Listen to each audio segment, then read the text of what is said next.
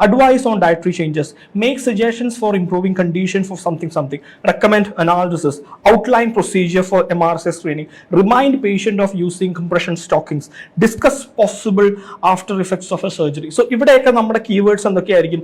First bullet point നോക്കുകയാണെങ്കിൽ നമ്മുടെ keyword എന്ന് പറയുന്നത് അഡ്വൈസ് ആയിരിക്കും. സെക്കൻഡിൽ എന്തായിരിക്കും? മേക്ക് എന്നായിരിക്കും.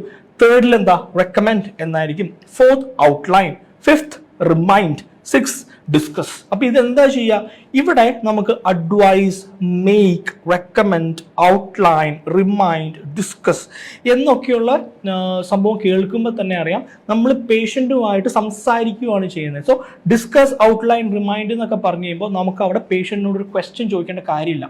Outline the procedure for MRSA screening. അപ്പോൾ MRSA സ്ക്രീനിങ് എന്ന് പറയുന്ന സംഭവം എങ്ങനെ നടക്കുന്നു എന്നുള്ള കാര്യം നമ്മൾ പേഷ്യൻറ്റിന് പറഞ്ഞു കൊടുക്കുകയാണ് ചെയ്യുന്നത്, അല്ലേ? അപ്പോൾ നമ്മൾ ഫൈൻഡ് ഔട്ട്, എക്സ്പ്ലോർ, ആസ്ക് എന്ന് പറയുന്നത് നമുക്ക് ഇൻഫർമേഷൻ ഗ്യാദറിംഗ് എന്ന് പറയുന്ന ആ ഒരു ക്രൈറ്റീരിയയിലാണ് കിടക്കുന്നതെങ്കിൽ ഇവിടെ എന്താ? നമ്മൾ പേഷ്യന്റ് അഡ്വൈസ് ചെയ്യുന്നു, നമ്മൾ പേഷ്യന്റിന് മേക്ക്, നമ്മൾ സജഷൻസ് കൊടുക്കുന്നു, we are recommending something, we are outlining the procedure, reminding the patient and discussing something. So ഇവിടെ എന്താണ് സംഭവം? ഇതെല്ലാം ഇൻഫർമേഷൻ ഗിവിംഗ് ആണ്. സോ നമ്മൾ ഇന്നതിനെ കുറിച്ചുള്ള ഇൻഫർമേഷൻ നമ്മൾ പേഷ്യന്റിന് പറഞ്ഞു കൊടുക്കുകയാണ്. സോ